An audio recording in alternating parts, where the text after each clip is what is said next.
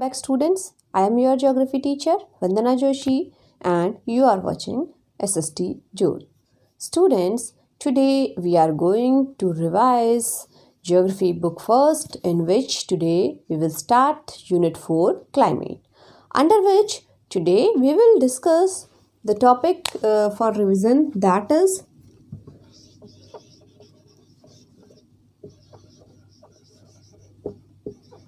composition and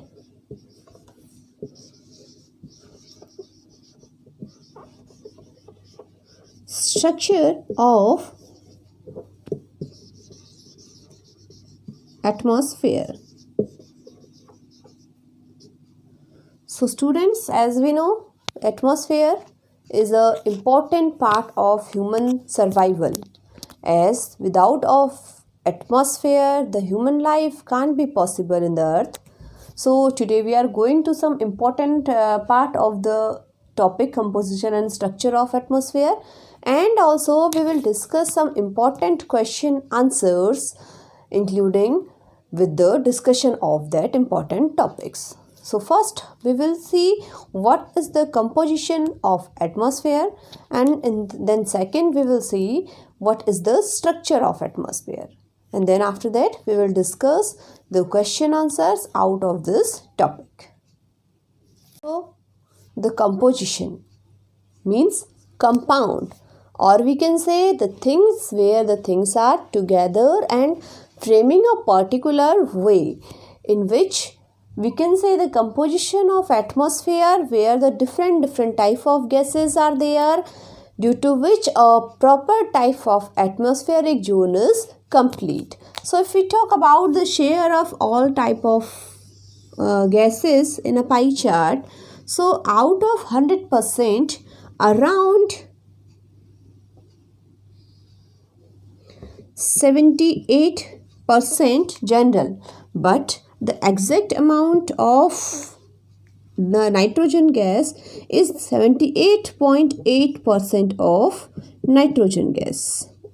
Okay, and if we talk about the part which is left, in which if we will include the rest of the part, or in general if we will talk about the 78%, out of which 20.2% is of oxygen, and if we talk about the rest of the part, which is around 1%, it is of the other gases, particles, dust particle, different type of gases, the dust particle, and we can include the water vapors and many more things in the 1%. And if we talk about the high amount of nitrogen, students, the life in our earth is possible just because of the water availability and the plants. So for survival the plants, the nitrogen is the important gas, and we also can include the oxygen, because the human respiration is just possible because of the oxygen.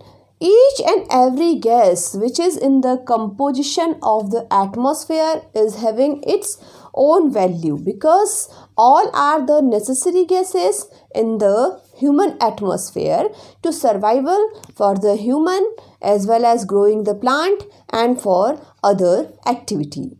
So in short, we will see what is the composition of atmosphere, and then after that we will discuss about the structure of the atmosphere.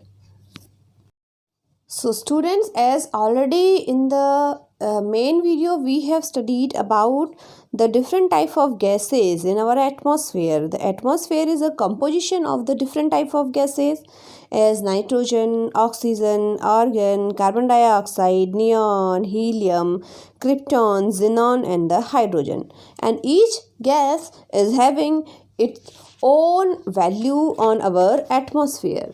And if we talk about the facility, or we can say what is the value of the composition of the atmosphere, it is the transparent to the incoming solar radiation, and it is very good for the stopping the different kind of the radiation on our earth.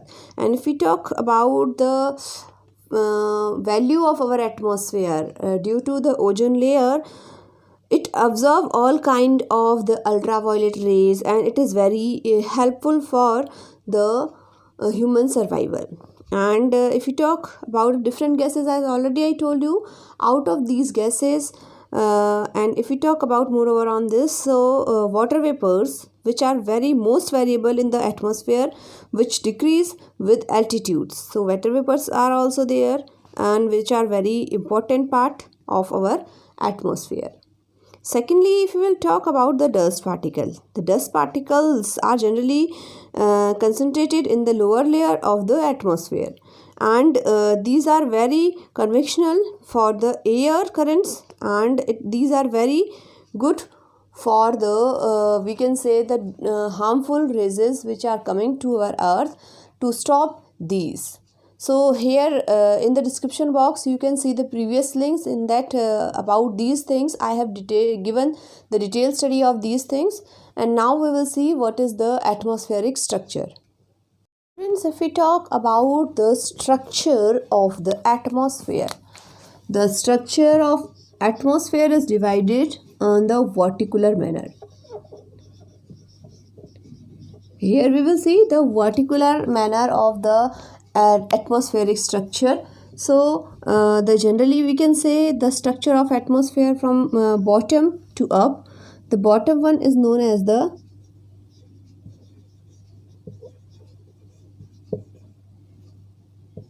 troposphere. Then after that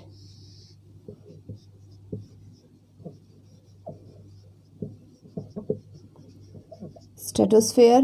Then after that, because the mesosphere, meso means middle, so the line which is on the middle and having a different type of atmospheric condition, that is known as the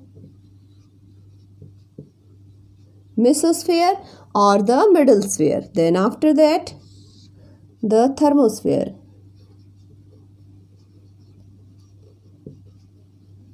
Then after the thermosphere, exo means outer part. So the exosphere, which is started after the thermosphere, the down one portion of the thermosphere is rich of iron, so it is also known as the ionosphere. And then after that, the outer layer is this thermosphere is also known as the we can say the ionosphere. And then after that, this one layer is known as the exosphere. So each layer is having its own value, but the valuable layers which are very important for the human beings, these are the troposphere, stratosphere, mesosphere. And if we talk about the thermosphere and exosphere, these are also important for the satellites, and the satellites are very important to the, because these are projecting the many things through the satellites. And what is the value of these layers, that we are going to study now. And one more thing, one important thing, where one layer stops, that is known as a pause. So the troposphere where it's end and the stratosphere starts, so that is known as the tropopause. Here stratosphere's end and mesosphere start, it is known as the stratopause. Then after that, mesosphere end and then thermosphere started, that is known as the mesopause. After the thermosphere and exosphere, students, because there is so much similarity between thermosphere and exosphere, but only the downward part of thermosphere because of containing the ions, it is known as the ionosphere. But after the ionosphere, there are so many similarity between thermosphere and exosphere that we are going to study, and that is very important part of the structure of the atmosphere. And one more thing, that the scientists are not having any written document, or we can say the geologist or the geographist, they are not having any written document about these outer layers. So the exact knowledge we are having about these three layers. So first we will study this, and then after that we will see these two layers. So students, let's do a quick revision about the structure of atmosphere. First is troposphere. It is the lowermost layer of the atmosphere. Its average height is 13 km, 8 km near the poles and 18 km at the equators. All changes in climate and weather take place in this layer only. The temperature decreases at the rate of 1 degree centigrade for every 165 meter height in this layer. If we talk about the stratosphere, it started above the troposphere and extends up to a height of 50 km. It contains the ozone layer. This layer absorbs the solar ultraviolet radiation and shield life on the earth. Next is the mesosphere. Because it is the middle one part, so that is known as the mesosphere, and it lies above the stratosphere and extends up to a height of 80 km. The next is ionosphere. Ionosphere is located between 80 and 400 km above the mesosphere, which is also known as the thermosphere. It contains electrically charged particle known as ion. Hence, it is called ionosphere. Radio waves are reflected back from this layer. And then after that, exosphere. Exosphere is the uppermost layer of the atmosphere.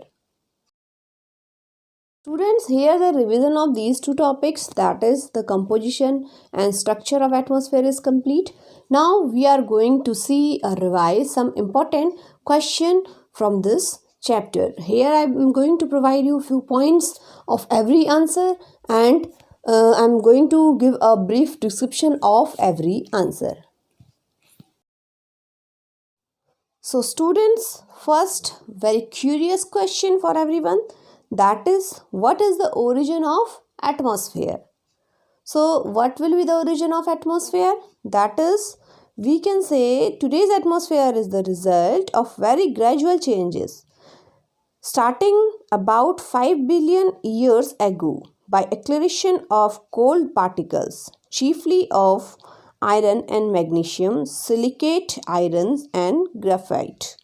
Then the earth was too small to retain the primordial atmosphere of light gases. Gravitational collapse and radioactive decay caused earth to heat up and the materials differentiated, giving central solid nickel iron core, liquid iron silicate shell, mantle and the lithosphere.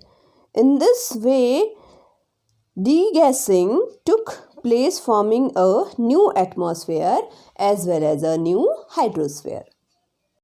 Next question can be explain the role of dust particle. What is the role of dust particle in our atmosphere? So dust particles are concentrated in the lower layer of the atmosphere, but sometimes conventional current take them to the higher height. Dust particles include sea salt, fine soil, smoke ashes, pollens, dust, disintegrated particles of the meteors. They produce optical phenomenon which makes the sky look beautiful at dawn and dusk. Third question, explain important feature of ionosphere. The answer can be, the ionosphere is located between 80 and 400 km above the mesopause. It contains electrically charged particle known as ionosphere. Radio waves transmitted from the earth are reflected back to the earth by this layer. Temperature here starts increasing with height. Students, we have studied about the water vapors also in the atmosphere. So, the question can be, describe the role of water vapors in the weather process. So students, let's see what is the role of the water vapors. Water vapor is the result of evaporation from water bodies on the earth. Water vapors represents about 2% of the air by volume. The presence of water vapors in the atmosphere is of primary importance in weather phenomenon. And importance, we can say, it reduces the amount of insolation reaching the Earth's surface by absorption. Next, it acts like an insulating blanket by preserving the Earth radiation and allow the Earth neither to become too cold or not too hot. Water vapors condense into clouds and fog and is the main source of energy giving rise to cyclone, storm, etc. Another importance of the water vapor is water vapor both released and consume latent heat of condensation which cools and warms the air, and the water vapors make the air stable and unstable. Another question can be explain the troposphere and the stratosphere. As already we have studied about these two layers in our previous videos, so let's see again about the troposphere and the stratosphere. The troposphere is the lowermost layer of the atmosphere. Its height varies from 8 km at the poles to 18 km at the equator. In this layer, the temperature decreases at the rate of 1 degree centigrade per 165 meters, and it is a zone of convectional currents. Most of the water vapors, cloud and the dust particles are found in this layer. Atmospheric disturbance and confined to this zone. If we talk about the stratosphere, it is the second layer of the atmosphere above the earth. Its height goes up to 50 km. In this layer, temperature is very low and mainly constant. It is the non-conventional zone of the atmosphere. Cloud, dust, particles and water vapors are practically absent in this layer, and this zone is free from atmospheric disturbance. Students, these were few important questions from this chapter. I am providing you more notes on this chapter, and I'm giving you some important question and exercises from this chapter which you can see at the last of this video. And for the next part of the climate unit, for the next topic, keep watching SST Zone.